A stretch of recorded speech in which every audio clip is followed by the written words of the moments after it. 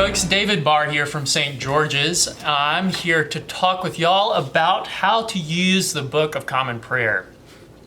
I've heard over the past 2 weeks lots of folks talk about how they might use this strange time during the coronavirus outbreak as a time to actually draw closer to the Lord. And I think folks have been scrambling to figure out how they might do that, or what kind of resources they might have to learn to read scripture better or to spend more time in prayer. And so I'm here to remind us simply of one of the most time-honored ways of doing that. It's the Book of Common Prayer. Here it is. You've seen these all over the church. You've probably seen these in people's homes. This is, in fact, probably one of the most widely published books in English ever. And for that reason, I actually think that it can be a little daunting to jump into. I know lots of people at the church either are so familiar with this that they've kind of forgotten that it has resources for them for their daily devotional life. Or maybe there are folks here who are just so new to the tradition, they don't really know what all the fuss is about this thing. And so I'm going to offer just a few sessions on how we might learn to use this during such a strange time. I, like a lot of you, grew up in the Episcopal Church, and I grew up around the prayer book. And if I'm being honest, I had very little interest in what it was all about until later in life. And the reason that I came to love it so much is because it showed me how to be a Christian for the long haul.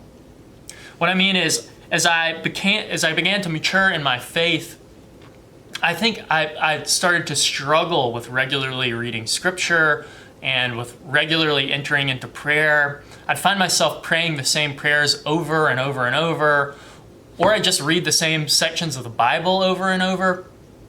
And so the prayer book actually shows us how we might kind of break that pattern. At its heart, the prayer book is actually nothing more than a ordered way of moving through the scriptures and prayer together. And it is, of course, used in the church. It's used as our resource for our liturgical life together. But it also just gives us some patterns by which we might draw closer to the Lord. And so I'm going to talk a little bit about how we might do that together.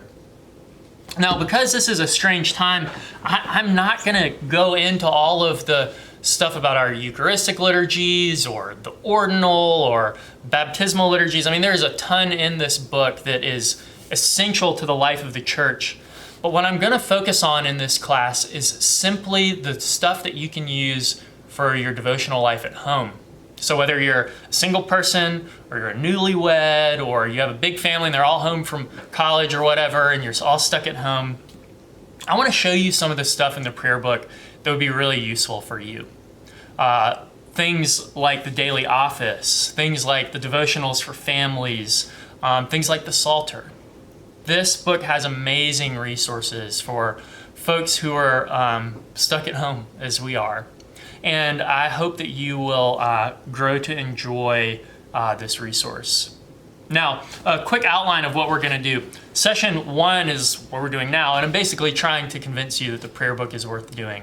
It is a way of sustaining your faith over the long haul. It teaches you to pray, teaches you to read scripture. Session 2, I'm going to talk with us about the daily office. The daily office is, I'll describe later, as kind of the morning and evening prayer service, and it's really at the heart of the prayer book tradition.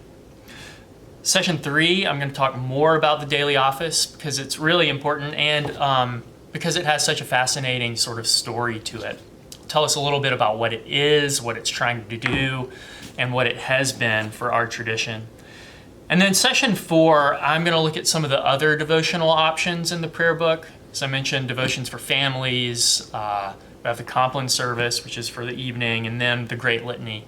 But again, just to remind you this and to reiterate, this sequence of sessions is not for nerds. It's not for the people who are just sort of Anglophiles or really interested in history. My hope is that you could grow to use the prayer book to draw closer to God. But this time would actually be a time marked by intense devotional richness. So thanks for watching, and I'll see you in session 2.